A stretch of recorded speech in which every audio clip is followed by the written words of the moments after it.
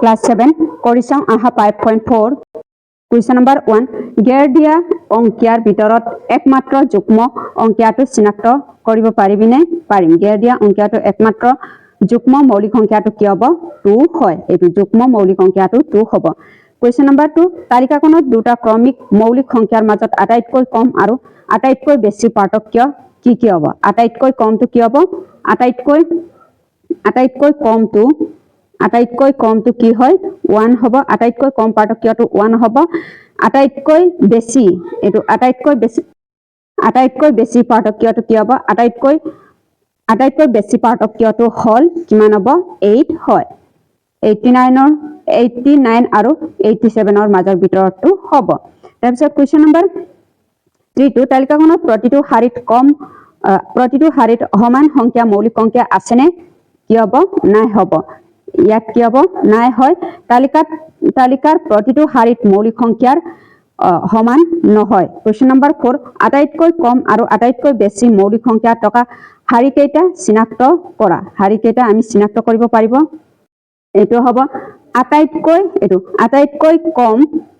কম মৌলিক সংখ্যা থকা শাৰীটো কি হ'ব মৌলিক সংখ্যা থকা শাৰীটো 91 ৰ পৰা 100 লৈকে কেৱল কি হ'ব 97 হ'ব কমটো 97 হ'ব তাৰ পিছত আটাইতকৈ বেছি মৌলিক সংখ্যা শাৰীটো 1 ৰ পৰা 10 লৈকে 1 ৰ পৰা 10 লৈকে হলে কি কি হ'ব 1 ৰ পৰা 10 লৈকে বেছিটো কি হয় এটো বেছিটো 2 3 তাৰ পিছত 5 তাৰ পিছত 7 হ'ব কুৱেশ্যন নম্বৰ 5 তলৰ সংখ্যাবোৰৰ ভিতৰত কোনটো মৌলিক সংখ্যা ইয়াৰ কোনটো মৌলিক সংখ্যা হ'ব 5 টো মৌলিক সংখ্যাটো কি হয় মৌলিক সংখ্যাটো 11 এটো 11 টো হ'ব তাৰ পিছত কি হ'ব 73 হয় কুৱেশ্যন নম্বৰ 6 তলৰ অংকিয়া তিনটা মৌলিক সংখ্যাৰ যোগফল হিচাপে প্ৰকাশ কৰা এটোক আমি মৌলিক সংখ্যা যোগ হিচাপে প্ৰকাশ কৰিব লাগিব 10 টোক আমি কি কৰি 2 + 3 + 5 এটো প্লাস কৰিলে কিমান হ'ব 10 হ'ব তাৰ পিছত 26 টো আমি কি কেনেকৈ কৰিব লাগিব 3 + 11 + কি হ'ব 12 এই সবটো প্লাস কৰিলে কিমান হ'ব 26 হয় তাৰ পিছত 63 টো আমি কেনেকৈ কৰিব পাৰিব 7 + 19 + কি হ'ব 37 হ'ব বিভিন্ন ধৰণত লিখিব পাৰো এটো 7 + 19 + 37 প্লাস কৰিলে কিমান হ'ব 63 হ'ব কুৱেশ্যন নম্বৰ 7 13 আৰু 31 ৰ মৌলিক সংখ্যা দুইটা সংখ্যাতে একে অংক 1 আৰু 3 আছে 1 লৈকে তেনেকুৱা মৌলিক সংখ্যাৰ জোড়বোৰ বিচাৰি উলিওৱা ইয়াৰ কি হ'ব 7 টো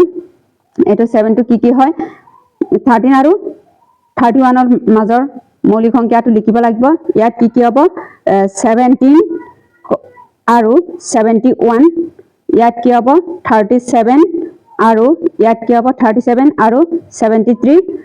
এতিয়া ইয়াত কি হ'ব 79 আৰু ইয়াত কি হ'ব 97 হ'ব এইকেইটা হয় তাৰপিছত কুৱেশ্যন নম্বৰ 8 1 ৰ পৰা 1 ৰ ভিতৰত পাঁচটা ক্ৰমিক যৌগিক সংখ্যা লিখা এটো 1 ৰ পৰা 1 ৰ ভিতৰত পাঁচটা ক্ৰমিক যৌগিক সংখ্যা লিখিব লাগিব কি হ'ব 90 91 পাঁচটা লিখিব লাগিব 92 93 94 এটো 94 1 ৰ পৰা আমি পাঁচটা ক্ৰমিক সংখ্যা লিখিব লাগিব 90 91 92 93 তাৰপিছত 94 পাঁচটা হল তাৰপিছত 95 96 যিকোনো পাঁচটা লিখিবলৈ কৈছে আমি যিকোনো পাঁচটা লিখিছো কুৱেশ্যন নম্বৰ 9 ওপৰৰ তালিকাখনৰ পৰা মৌলিক সংখ্যা জোড় বিচাৰি উলিওৱা যত অংকিয়া দুটাৰ পাৰ্থক্য 2 হ'ব লাগিব অংকিয়া দুটাৰ পাৰ্থক্য 2 হ'ব লাগিব কি হ'ব এটো 3 আৰু 5 হ'ব এটো মৌলিক সংখ্যাৰ জোড় পাৰ্থক্যটো হল এটো 3 আৰু 5 ৰ পৰা 3 গলে 2 হ'ব তাৰপিছত 5 আৰু 7 হ'ব 11 আৰু এটো 11 আৰু 13 হ'ব ইয়াত 17 আৰু কিমান হ'ব 19 হ'ব 41 আৰু 43 হ'ব তাৰপিছত ইয়াত কি হ'ব 59 আৰু ইয়াত 59 আৰু কি হ'ব 61 হ'ব ইয়াৰ পৰা এটো মাইনাস কৰিলে কিমান হ'ব 2 হ'ব আমি পাঁচটা লিখিবলৈ কৈছে আমি পাঁচটা লিখিছো এটোৱে হ'ব এনসাৰটো কুৱেশ্যন নম্বৰ 10 2 এ কেৱল যুগ্ম মৌলিক সংখ্যা 2 টো কেৱল যুগ্ম মৌলিক সংখ্যা হয়নে এটো কি হ'ব অসা হয় এটো অসা হ'ব অসা হয় তাৰ পিছত ইয়াত দুটা মৌলিক সংখ্যাৰ যোগফল এটা মৌলিক সংখ্যা ইয়াত কি হ'ব মিছা হয় এটো মিছা হ'ব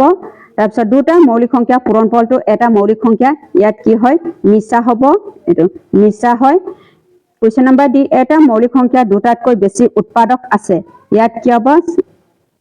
ডি টো কি হয় মিছা হ'ব তাৰপিছত কোৱেশ্চন নম্বৰ এ টো অহীন সংখ্যাৰ মৌলিক সংখ্যা আছে ইয়াত কি হ'ব অসা হয় এটো অসা হ'ব